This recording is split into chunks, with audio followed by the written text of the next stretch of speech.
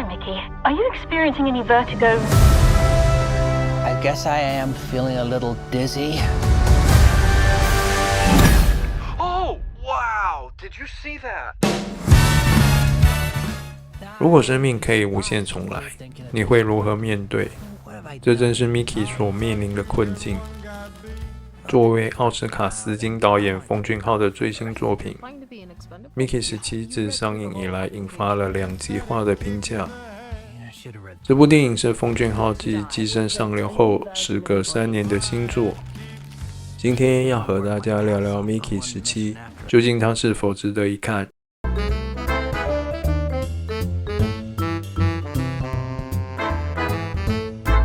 光影人生系，天涯蜜之音。大家好，我是胡扯。这部由南韩导演奉俊昊执导的新作，自推出以来便备受瞩目。奉俊昊的电影一向以探讨社会议题与人性深度著称，并融入他独特的黑色幽默，形成鲜明的个人风格。2019年的《寄生上流》堪称他的巅峰之作，不仅让他在奥斯卡大放异彩，更将南韩影视推向全球舞台的顶峰。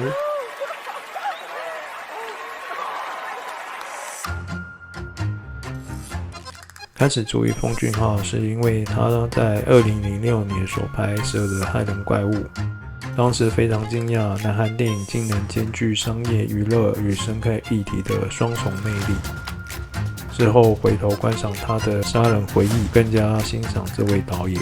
他的作品始终保持高水准，不仅擅长运用电影类型讲述故事，更能融入个人观点，引发观众思考。奉俊昊的电影总带有一丝诡异的氛围，例如《非常母亲》中母亲与儿子的互动，或是片尾那场令人不安的舞蹈，都让人感受到一种难以言喻的压抑与荒诞。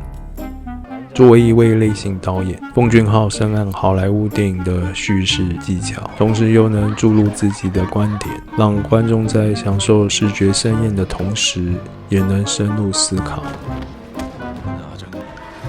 这种平衡或许正是好莱坞愿意投资他的原因之一。从他的首部长片《房家门口狗》开始，到《杀人回忆》、《害人怪物》、《非常母亲》、《末日列车》、《玉子》、《寄生上流》，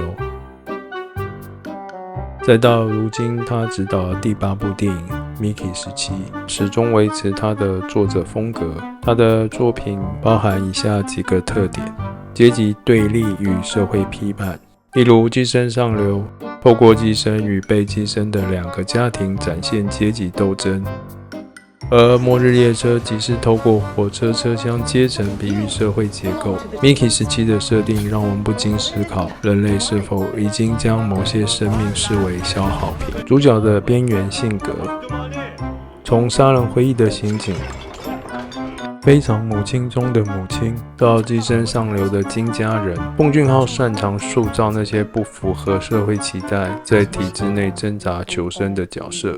Mickey 也是一个被消耗的生命，他的挣扎与抗争正是奉俊昊最擅长刻画的角色心境。幽默与讽刺的结合，即使在最黑暗的故事里，奉俊昊也能加入黑色幽默，这使得他的电影在沉重之余，仍保有某种诡异的娱乐性。Mickey 17改编自爱德华·艾希顿2022年的小说《Mickey 7号》，是一部美韩合拍的科幻电影。故事设定在2054年，主角 Mickey 因投资马卡龙甜点店失败而负债累累。他在不知情的情况下签了复制人的合约。电影讲述了他作为复制人跟随失忆政客离开地球，前往外星球探索的经历。Mickey 被视为消耗品，所有危险任务都由他执行。You're expendable! You're here to be expended, damn it! But I was expendable. So So getting dumped and burned was my great gift to mankind. 这也是为什么电影宣传中强调 Mickey 是社畜的原因。观众很容易对他的遭遇产生共鸣，尤其是他作为社会底层的无奈与挣扎。电影中，马克·鲁法洛饰演的失忆政客肯尼斯·马歇尔，象征上层社会阶级。他的造型与举止神似美国总统川普，而带领人类前往外星球的情节，又让人联想到伊隆·马斯克，仿佛这个角色是两者的综合体。然而，社会阶级并非电影的核心冲突。罗伯派·丁森饰演的 Mickey 并未与马克·鲁法洛的角色产生直接对抗，故事的重点更多放在 Mickey 作为复制人的生活。真正的冲突来自于肯尼斯·马歇尔对外星生物的伤害，而非传统的地球人与外星生物的对抗。这种设定让观众感到电影似乎触及了许多议题，却未能深入探讨，导致整体叙事显得有些散乱。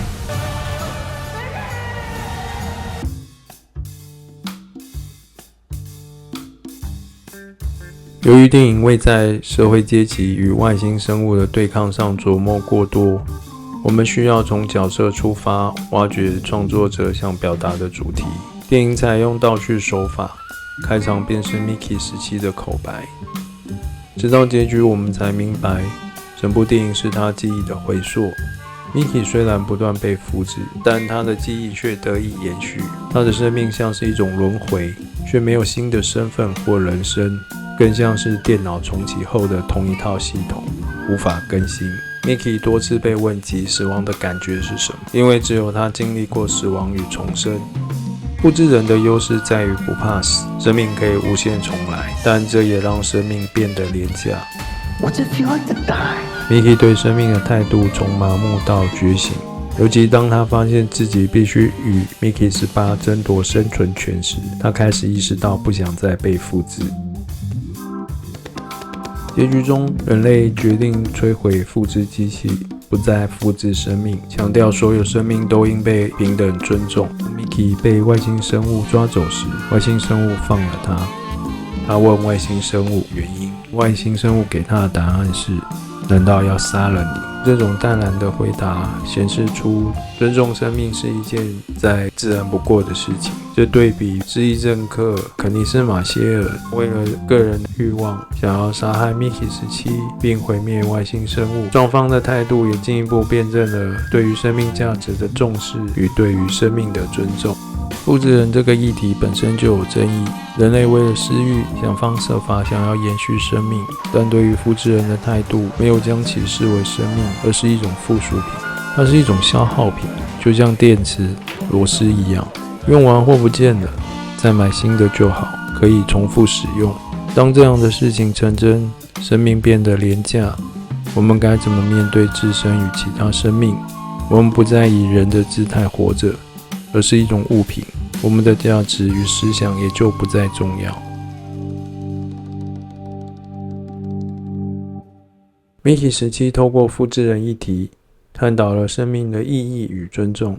电影提醒我们，过度的便利与商品化，或许正加速人类的灭亡。I really hate dying. Every time. The painkiller's not working. I think the dose was too high. Who cares? He's gonna be dead in 10 minutes. Mickey 17能保留了奉俊昊的黑色幽默，例如复制人完成后无人理会的荒诞场景。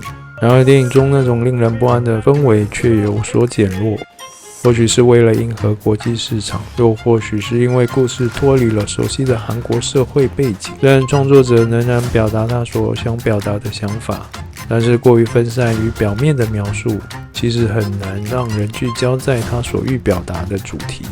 Mickey 17虽然不是奉俊昊最好的作品，但依然展现了他独特风格与思考。当然，以上都是我个人的解读，或许创作者还有更深层的意图未被发掘。也许你能从我提供的角度去观赏 Mickey 17，它可以带给你一个全新的观影经验。无论如何， Mickey 17能是一部制作精良，不是胡搞瞎闹的电影作品。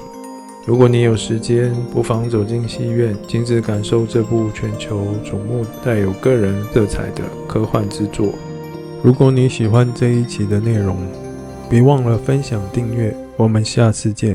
You don't look like you're printed out. You're just a person. This Mickey's